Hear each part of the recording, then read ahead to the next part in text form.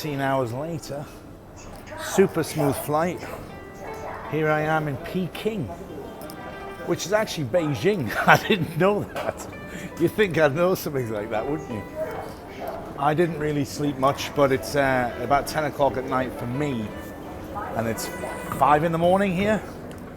So let's see, I've never been to this airport before. I've been to China before, but not this one. So it's customs, immigration, and then into the business class lounge for breakfast. Well, that was really fast coming through immigration. It turns out I have been here before, because in the business class lounge, I absolutely recognize it. I know there's Chinese food that side and omelets this side. There's nobody in here though. It's 5 in the morning. So what are we going to do for 4 hours together?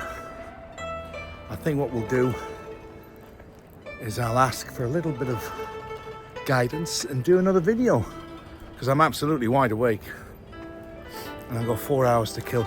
Great thing here is downstairs they have showers. You can go into this shower room and refresh and put some clean clothes on, which is great. So yeah, I thought I hadn't been here before, but I get it in there. I'm in Hong Kong Island. So what are you doing in Hong Kong, Mahoney? Been hearing that all day. So look at these weird buses they've got. Like, I've never ever seen those anywhere in any other city in the world. Hong Kong. My mission has started. Can you hear this music? Like being in the 70s.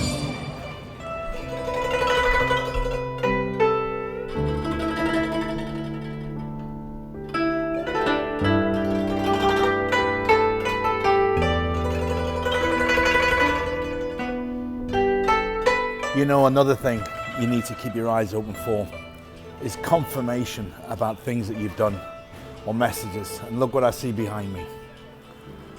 You remember the video on the Day of the Ancestors? Confirmation. That's a big thank you. Anyway, let's get off this freezing cold mountain now. I want to get back into the city, and I'm going to try see if I can find a restaurant in the city of a million restaurants that isn't full of Chinese people. So let's have a little look around. I'm struggling with jet lag as I normally do. I don't do well with jet lag, guys, to be honest. But do I go for street food? Let's have a look. Of course, fish balls, no. What is that? Or is it whatever the hell that is? I have no clue. Well guys, I was walking past a restaurant and I see it's got Michelin star awards in here. So I came in, but the style here is weird because they just give you these tiny little spaces. And you're normally sitting next to someone who's slurping a bowl of soup, and that'll just make me snap. I just walked in the lobby of the hotel. I gotta share this with you. The most random stuff happens. I'll need to turn the camera around. A full-on karaoke concert in the cafe.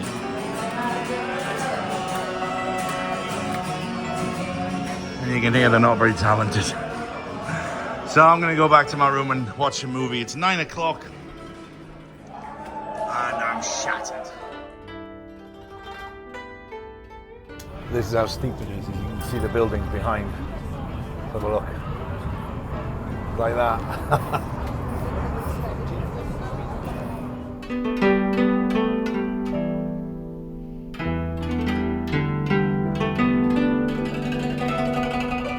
Just look at the engineering they've done. It's absolutely incredible. As far as the eye can see, it's just buildings.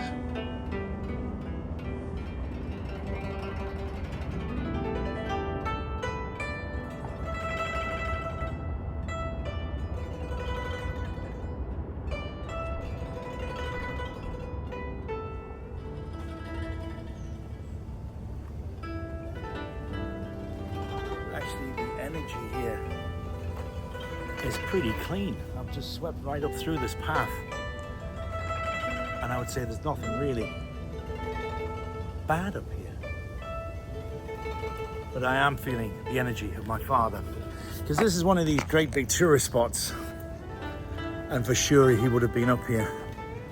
Now, Neely didn't come up here today. I had something else planned, but it's a bright, beautiful day. And I still feel cleaning and clearing this energy of my dad is important, because we have to pay back the karmic debt. We have to bring in the ancestors and ask them to forgive this. I don't even know what happened. I'm only guessing. Either a pregnancy or a broken heart. I definitely think a broken heart. So, it's a very personal journey, this, for me.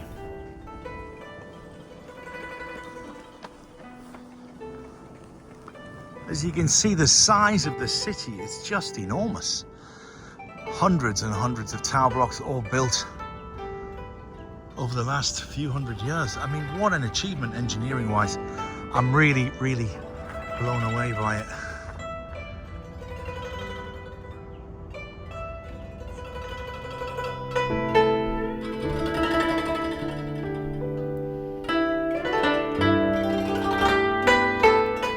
Well, I've come to the top of this mountain by a glass cable car, which was a very interesting ride. I took some video footage, but I wasn't alone in there, so I couldn't actually do any voiceover work. But as you can see around me, what a place. And above me here is a giant Buddha. So we're going to try to walk up there and see what we can grab. I'm tuning into the energies as I'm walking around. It's actually very peaceful. I can't feel anything negative up here. It's nice and peaceful. Very nice.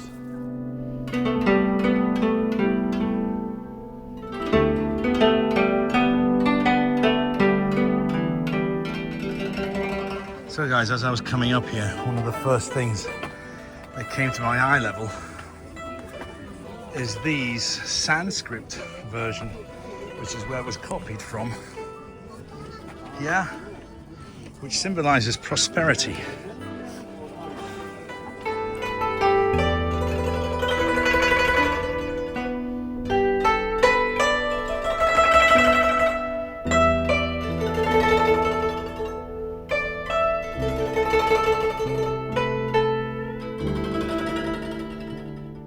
Hong Kong is surprising me, and the more that I take some time out just to get away from all the skyrise and the concrete, that's the thing. I've just realized that now. It's all of the modern society stuff. It's been blocking my energy, but I feel good up here. So I'm going to do a little bit of work and I'll let you know what I'm feeling. But so far it feels pretty clean, actually. See, this is the thing with Buddhists and temples, right? So I'm used to castles and fortresses and ancient battle sites where the energy is really easy and quick to pick up. But in these Buddhist temples, they were built for peaceful and worship. I'm not getting any of the same energy. I get relaxing and peace, which is nothing wrong with it. A little bit boring for me because I like where the action is, but anyway. Why should I be the one that everybody... Why should it just be what I want, eh?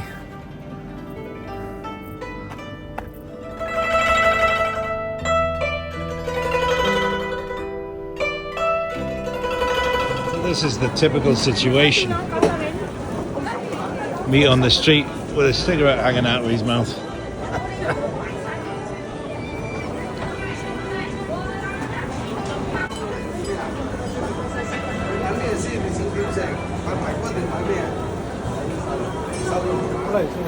And you'll wonder why I spent so much time and effort putting these products together.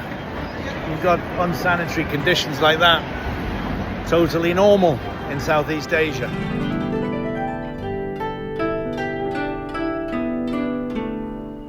Well folks, it's my final day here in Hong Kong. It's a Sunday morning and I walked out the hotel to get involved in my usual breakfast fight, trying to make them understand that I don't want noodles or chopped up chicken for breakfast. But it was closed, so I had to go to another place. Now I managed to get 3 fried eggs, some toast and a cup of coffee, and the coffee wasn't bad actually. I don't know why, the coffee all tastes like that cheap prison coffee. Now, I know a lot of you haven't been in jail, but I have. It was a mistaken identity. It wasn't, I was a mischievous one. A threat to the security of the United States they tried to charge me with. I was an innocent man. Anyway, last day in Hong Kong. What am I going to do? Well, this is a nice big street. Have a look at this. Huge street. What do you do in Hong Kong on a Sunday morning? Because I've got to be at the airport around 2:30, 3 o'clock for my flight to Beijing. And then I've got 3 hours in Beijing before I fly back to Europe. Yesterday I went to a street market which was quite famous. It's called Ladies Market. It's all about handbags and purses. So I kind of went to the wrong one. So I'm going to try to find a street market today. So maybe get some t-shirts and some stuff like that.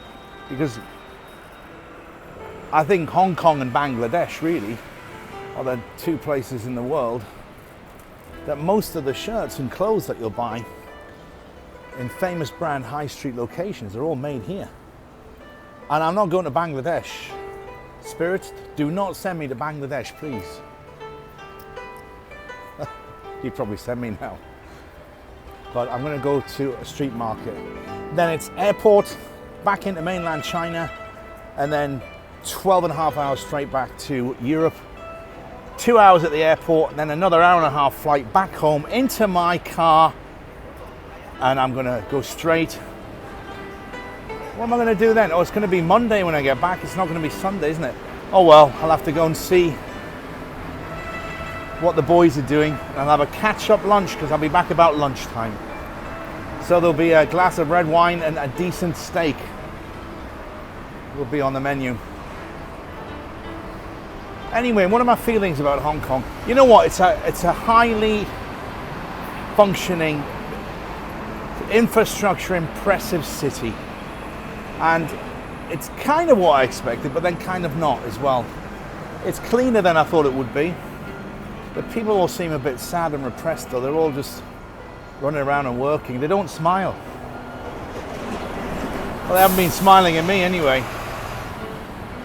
So, it's not my place. But I already knew that. Oh, do I want a banana? I don't think so. Right, I'm rambling too much. I will see you shortly. There'll be more footage to come. Obviously, you're going to watch a little bit now as things roll out in my day. Okay, so this looks like a big Chinese market. Let's go see if I can find some pendulums or some bats. I'll see what I can film, but I can already see live chickens over there. So let's have a look.